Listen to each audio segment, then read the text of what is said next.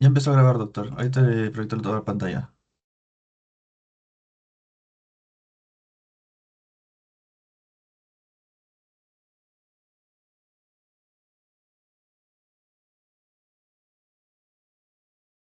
Ya, perfecto. Muy bien, buenas tardes con todos. Vamos a dar inicio a la sesión que me corresponde. Siempre, este año parece que hemos tenido muchos problemas de tensión, de labores en la universidad, que hace que las clases, el examen todavía esté pendiente.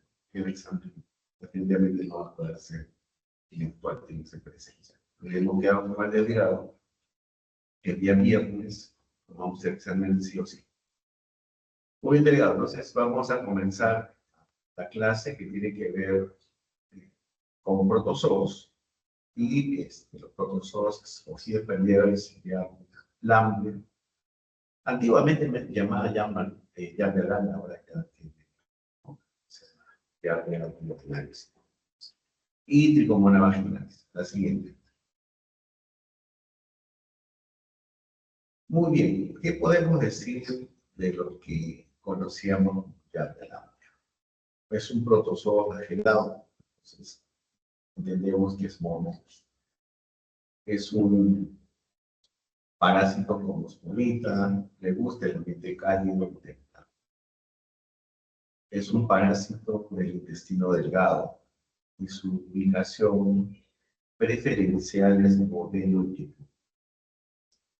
La transmisión se produce principalmente por la ingesta accidental de los quistes que están presentes en el agua contaminada o en los alimentos. Miren ustedes que no necesitamos consumir una gran cantidad de quistes para producir la enfermedad, que básicamente son cuadros diarreicos, ¿no? De 10 a 15 quistes son suficientes para causar la infección en humanos. Su ciclo de vida comprende dos estadios.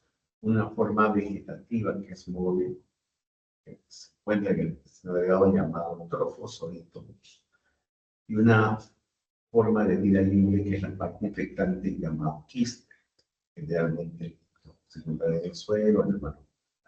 La siguiente.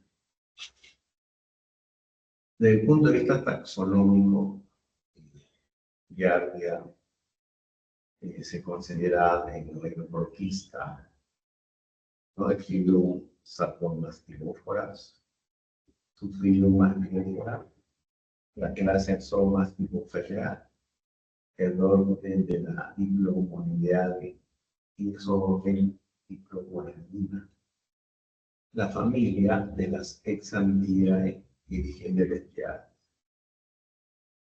y las especies, digamos, conocidas ahora es Giardia abdominales o Giardia intestinales, que son sinónimos. Entonces, cuando ustedes quieran leer o encuentren un artículo, pueden encontrarlo como Giardia lambda, origen,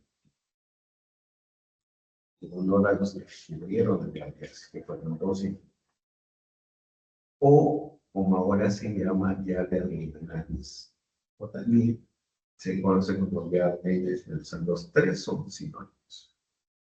Lógicamente, el cambio de lambda a gobelantes radica básicamente en la parte taxonómica, porque ya lambda no cumplía con los criterios para identificar al parásito. Existe un comité internacional que vea los nombres de los parásitos y ellos manifestaron que ya lambda no cumplía con las características que sí. Recuerden que ahí hablan sobre diálisis intestinales. Es un grupo de especies, digamos, amplio, en el cual pueden infectar a humanos y a animales. El grupo, por ejemplo, A y B, de este grupo de las giardiasis intestinal, está relacionado a infección en humanos. Entonces, por eso se dejó de lado de llamar viable amplia y se prefiere llamar ahora como viable amplia. La siguiente. Entonces, como habíamos mencionado, en su ciclo de vida tenemos dos elementos importantes. Uno de ellos es el nitrógeno sólido. Y como ven ahí, es el responsable de las manifestaciones clínicas, cuadros de diarrea, incluso de las diarreas crónicas que terminan en desinfección y con síndrome de mala absorción. Eso básicamente es el mínimo. Cuando se ubican, pues, cuando dicen normalmente el yugo es su ubicación de trofosfórico radial. El pH óptimo para su crecimiento está en 6.4 y 7.2, más o menos un pH normal. Y la característica de este trofosfórico que tiene una forma piriforme, es una pena. Y sus dimensiones están entre 10 a 20 kilómetros de longitud, por 5 a 15 kilómetros de ancho, por a 4 kilómetros de espesor. Una de las características es que posee dos núcleos relativamente grandes y 4 pares de flagelos. Ahí está identificado, hay un lobo anterolateral, lateral, ventral y central. Y dos cuerpos basales cuya función se desconoce. El trofosforito es un anaerobio aerotolerante. Heterótrofo y se multiplica por fisión urinaria longitudinal entre 9 a 12 horas. O sea, cada 9 a 12 horas se están multiplicando estos trofosforitos de la siguiente. Ahí miren ustedes cómo se ve en el lado derecho al microscopio y cómo se ve en la imagen. Identificadas tanto sus flagelos, núcleos, dos también prominentes, tiene un disco adhesivo que es el que se va a pegar al intestino, cuerpos mediales, que hacen que esta diáfana se utilice con el cuerpo fácilmente. ¿Qué podemos hablar del quiste? Que es la otra parte importante del ciclo, la parte infectante. Es el responsable de la transmisión del parásito, o sea, es la parte infectante. La longitud de estos quistes está en relación a 10 a 14 micrómetros de longitud y 17 a 10 micrómetros de ancho. Posee un citoplasma granular, la pared de quiste retráctil. Esto tiene una forma redondeada o ovalada, entonces ya no es la forma de pera que tiene el quiste. Y presentan 4 núcleos. Si uno ve al microscopio 2 núcleos, ese quiste se llama igmado. Y además presentan 4 parabasales. La actividad metabólica de los quistes es solo digamos, es 10 a 20% menos que los trofosforitos. El trofosforito es el que tiene mucha mayor actividad metabólica que la siguiente. Ahí ven ustedes una imagen cómo se veía al microscopio en la mano izquierda. Y ahí ven, si ustedes se perciben, ahí ven 2 núcleos. Entonces sería un quiste inmaduro.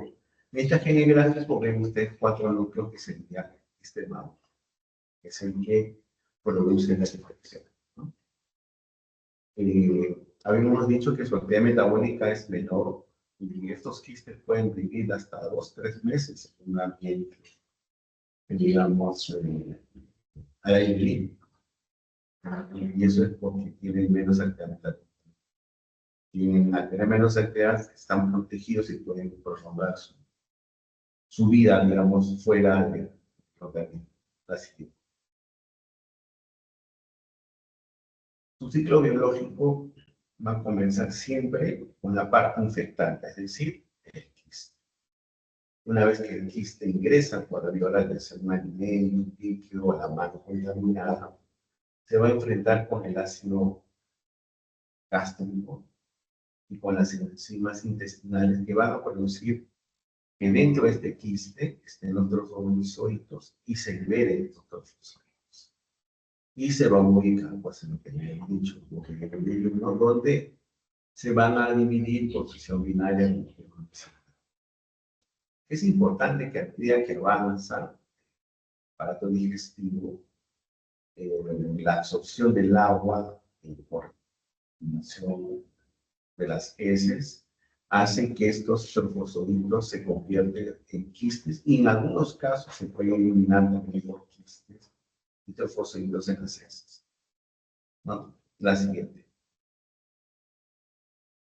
Ahí está una imagen un poco más amplia de lo que es el ciclo biológico de la llave, ¿no? La ingesta de los quistes, y oral, el desarrollo oral, luego a nivel gástrico o gástrico, la acidez hace que se quiste y salgan dos trofosoditos que a medida que avanza se van dividiendo en posición binaria, pero también a medida que avanza y se forma la deposición, estos quistes se desarrollan. Y en algunos casos se va a liberar solamente quiste, o en otros casos podemos ver quistes y trofosoditos en las heces. La siguiente. ¿Cómo hacemos el diagnóstico parasitológico de la presencia de llave? El examen es directo. Tenemos que examinar las deposiciones. Para esto necesitamos tener mínimo 3 muestras de días diferentes.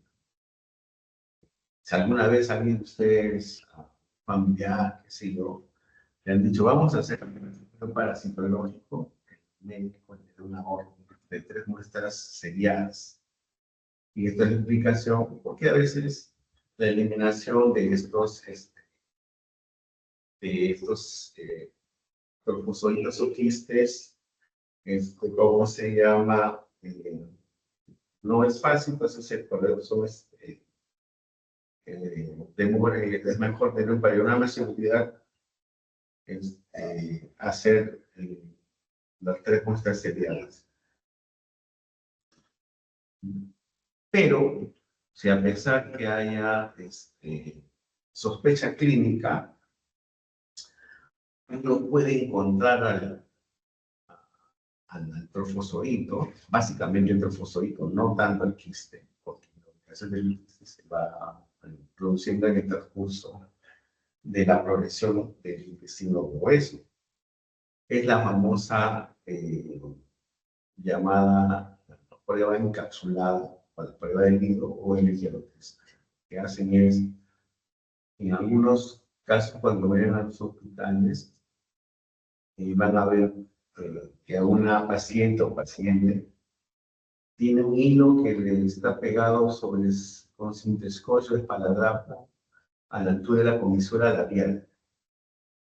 Eso es enganchado con una cápsula que es amarrada y lo hacen pasar en una distancia tal que mida la ubicación que esté a la altura del modelo líquido. Entonces, 24 horas después, esa tira se retira y esa cápsula está embebida pues, por la bilis. Y ahí es donde se busca al profozoito de la llave, ¿no? Entonces, es una manera también de hacer diagnóstico. El diagnóstico principal, lógicamente, está dado en la muestra de heces, ¿no? Que tiene que ser seriada. Una sola muestra, si es negativo, debemos de hacer 3 muestras. Y a pesar de estas 3 muestras, no encontramos trofozoitos, quistes, entonces se puede proceder a hacer la cuerda encapsulada, la prueba del hilo, el enterotest que se llama, para confirmar el diagnóstico. La siguiente. Ahí ven ustedes imágenes cómo se vería en las muestras de heces la presencia tanto de quistes como de trofosol, ¿no? En la parte inferior, por ejemplo, vemos ahí los núcleos. El quiste de llave, entonces yo puedo decir, ya tiene 2 núcleos, eso es un quiste inmaduro. Entonces eso es importante tener presente. La siguiente. Muy bien. Ahora veremos del otro protozoo que es el que genera las tricomonas. Entonces, ya hemos dicho que es un protozoo. A diferencia de la giardia, su ciclo biológico solamente es el aquí no existe la fase quística. Y esta giardia tiene 4 flagelos anteriores, un flagelo lateral que se adhiere a la superficie del parásito para formar una membrana undulada. Y esta membrana undulada tiene su importancia, ¿no? Hay 3 especies de tricomona que podemos causar infección humana. Digamos, la más conocida es Tricomona vaginalis, que está relacionada a esa inflamación de transmisión sexual. La Tricomona tegnans, que es un comensal de la cavidad bucal. Y el Tricomona hominis, que es conocida por provincia de la siguiente. Ahí tienen un esquema de los 3 tipos de Tricomona. En cada uno de ellos, ustedes ven en la parte, digamos, tipo piriforme que van a tener una ondulación que es esa ondulada que se mencionó antes, que es muy importante dentro de su patogenesia que tiene el paciente. Así taxonómicamente, Tricomona también es del reino Protozoa. Y, bueno, esta es una taxonomía mucho más amplia que Tricomona, perdón, que Giardia. Entonces, termina en el género de Tricomona. De las 3 especies conocidas, por lo más importante es vaginalis. Así que,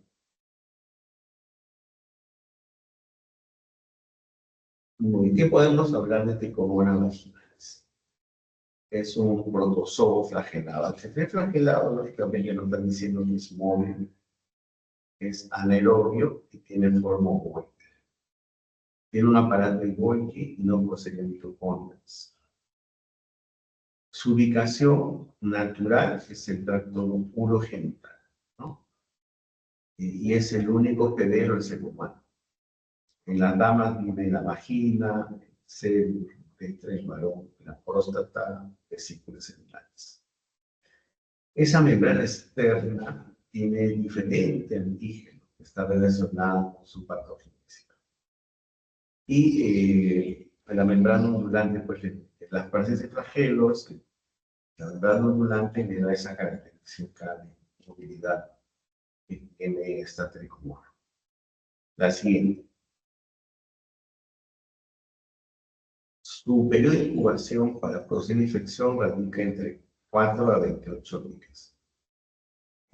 Presenta un núcleo blando, ovalado, excéntrico y localizado en su extremo anterior. Y su citoplasma tiene muchos carbohidratos y un gran número de vacuolas, entre ellos son los liposomas. Al igual que Giardia, su división es por ficción binaria longitudinal y su pH óptimo está entre 5.5 a 7, es un poquito más ácido su comportamiento de crecimiento de y la temperatura óptima es de 37 grados. Ahí ven ustedes una microfotografía, cómo se ve una tricomona y esa membrana ondulante que es importante dentro de la patología de este parásito. La siguiente.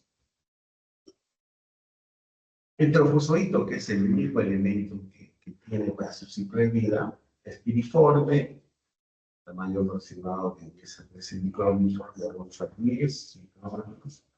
Tiene 4 flagelos libres, uno posterior que se conoce como quinto flagelo, que está debido a la membrana, ser parte de la membrana ondulante. El citostoma es poco evidente, el exostilio pronunciado, sobresale posteriormente con una forma afilada. Su núcleo es voluminoso y de forma ovoide. La siguiente. Ahí tienen ustedes la imagen de una microfotografía de Tricomona vaginalis y al costado una visión en microscopio cómo se veían las partes de una tricomona vaginales, ¿no? A pesar que podría asemejarse en estructura, ya tiene que pensar diferente. Estos fósiles ya tienen una característica de cómo se parece a una máscara eh, facial, que se usa mucho a veces se usa para recordar a esta película que se ponía los enmascarados. Una serie que se llamaba, una serie que no daba el nombre, que usa como, se parece mucho a esa imagen enmascarada. La siguiente. Y ahí vemos que es como también se veía el trofozoito de la yardia con todas sus estructuras señaladas y en una coloración densa que se utiliza para ver tanto tricomona yardia como podríamos ver una tricomona, una toma de muestra fresca de secreción, por ejemplo, podría ser vaginal. La siguiente. Un ciclo biológico definitivamente solamente interviene el trofozoito. Aquí no hay quiste, a diferencia en yardia el quiste era la forma infectante. Aquí es el trofozoito, la forma infectante, y su ciclo biológico, la infección es un contacto sexual, o sea, se considera como una enfermedad de transmisión sexual.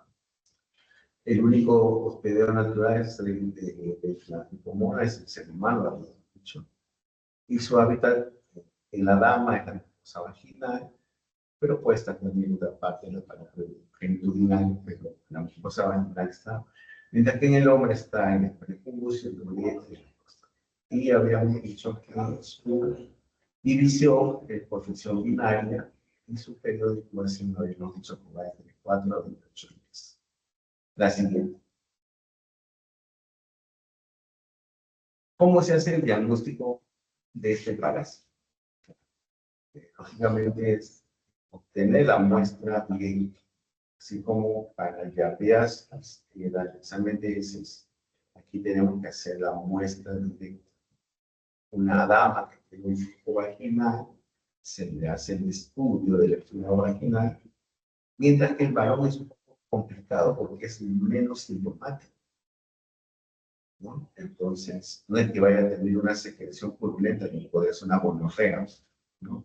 A veces el paciente puede tener un poco de disuria y el médico le dice, vamos a ver que no tengas una infección urinaria, pero el examen de orina sale negativo, pero persiste la disuria.